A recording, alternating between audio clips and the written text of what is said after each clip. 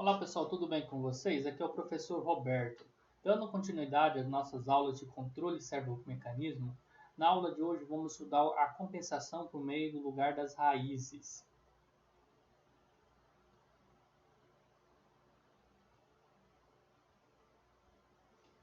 Bom, a compensação por meio do lugar das raízes é a forma que a gente vai utilizar para estar projetando o nosso controlador. Lembrando aqui no nosso sistema de malha fechada, né? A gente tem nosso processo, a planta, né?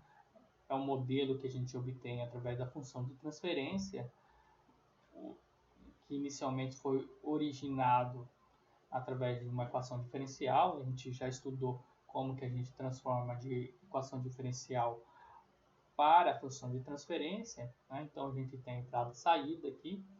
E a ideia, né, é que a gente realimente esse sistema e projete um controlador aqui antes, né, que vai estar multiplicando aqui com o processo, tá? E realimentando, fazendo com que a saída do sistema siga a referência, ok? Então, basicamente, essa é a ideia que a gente tem que fazer para estar compensando o nosso sistema. Como que a gente faz isso, pessoal? É importante que a gente tenha especificações, tá? Tanto de estabilidade, como de resposta no tempo, tanto de erro estacionário como da resposta transitória, tá? Então, geralmente a gente quer um sistema que tenha erro estacionário pequeno ou nulo, tá? E que o desempenho do sistema, que a gente vai estar, principalmente na resposta transitória, né?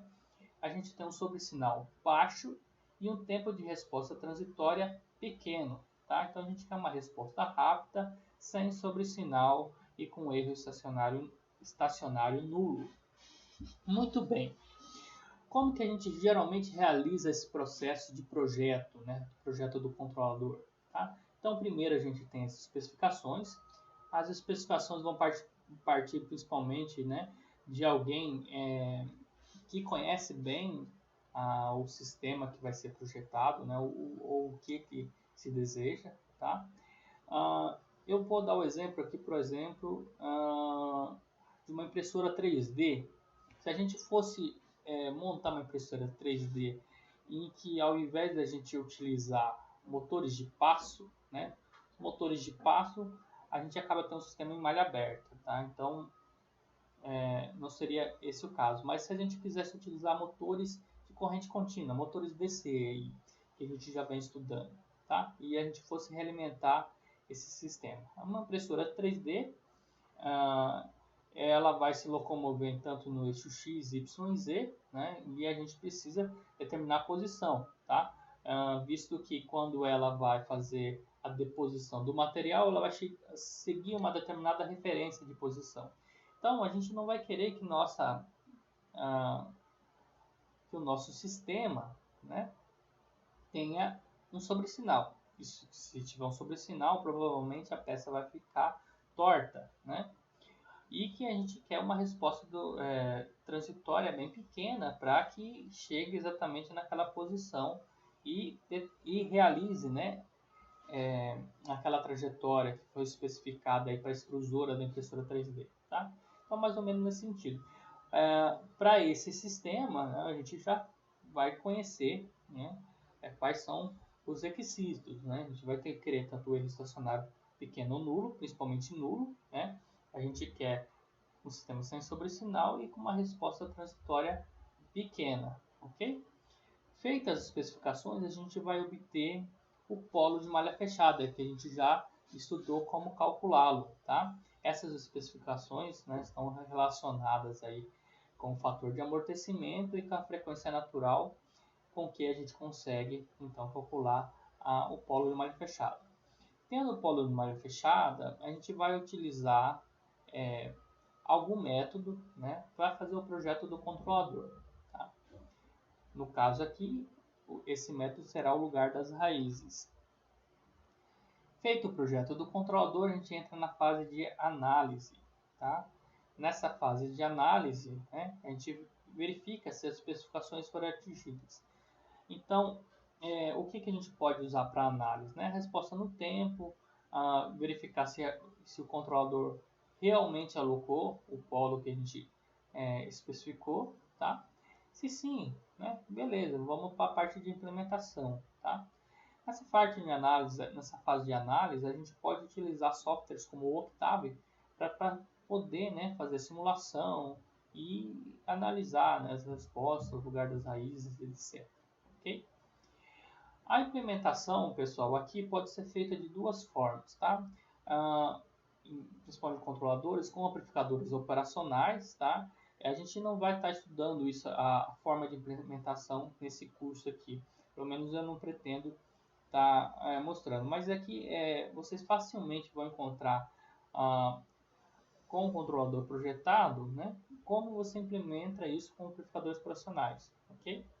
Outra forma de implementação é da forma digital. A gente pode implementar eles num Arduino, tá? Ou num outro microcontrolador, processador, etc. A gente pode estar implementando também num controlador industrial, tá?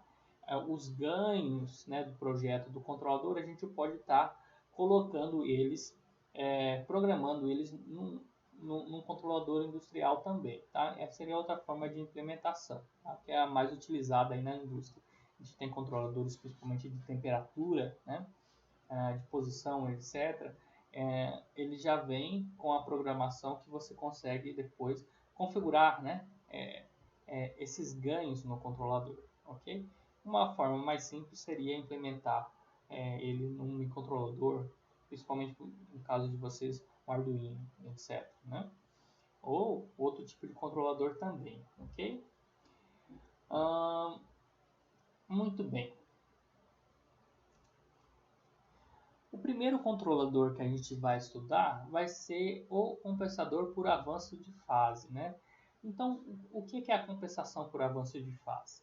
A compensação por avanço de fase, né, do inglês phase lead, tem a propriedade de melhorar a resposta temporal do sistema, reduzindo o sobressinal e o tempo de resposta transitória, tá?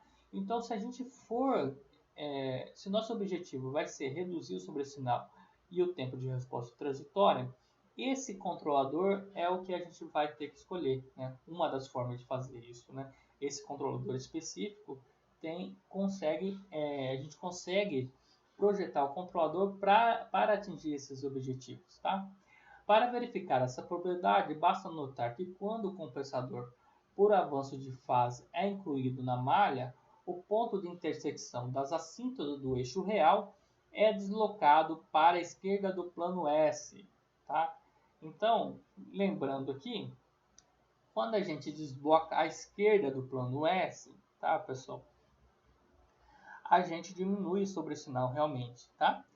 E dependendo se com um certo ângulo aqui, a gente consegue também melhorar a resposta do sistema. Ele se torna mais rápido à medida que a gente vá para a esquerda, tá? Então, vale a pena. O que é esse projeto no lugar das raízes, tá? A gente vai utilizar esses lugares das raízes aqui para colocar o nosso polo de malha fechada em uma posição que a gente atinja a resposta do sistema conforme a gente projetou, tá?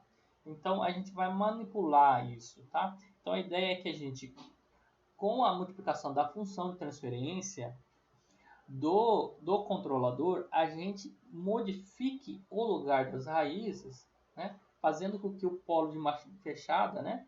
A gente vai, tendo o controlador, a gente vai trazer a nossa planta para a posição do polo de malha fechada projetado, ok? Então, basicamente essa é a ideia.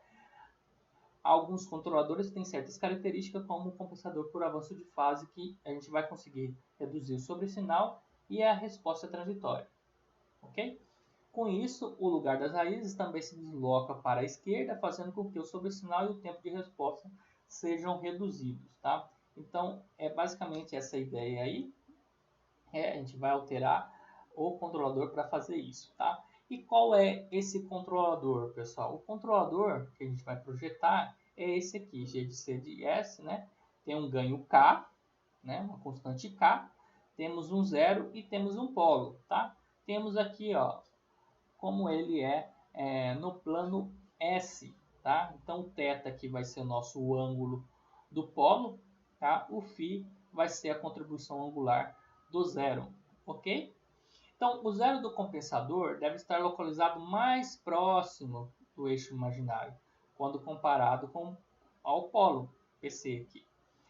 A designação avanço de fase reside no fato de que para qualquer ponto S com reais menores que o zero e imaginários, né, maior que zero, né, então é o polo desejado aqui, o compensador G de C de S, né, então nosso compensador aqui, nosso controlador, adiciona a fase na malha aberta, pois o ângulo aqui do controlador, né, contribuição angular do controlador, é φ menos θ, que é maior que zero, ok? Então, o que acontece? Perceba que φ do zero ele é maior que θ, né? Com isso, esse ângulo aqui do nosso controlador ele vai ser maior que zero, a contribuição angular, ok? Então, se a gente for fazer o angle aqui, né, ou calcular o arco tangente 2, lembrando como que a gente calcula esses ângulos, utilizando o arco tangente 2 da parte imaginária sobre a parte real, tá? Ou o comando angle lá no octave, né? Colocando aqui, né, qual que é o zero e qual que é o polo, a gente consegue calcular a contribuição angular. Ok? Muito bem.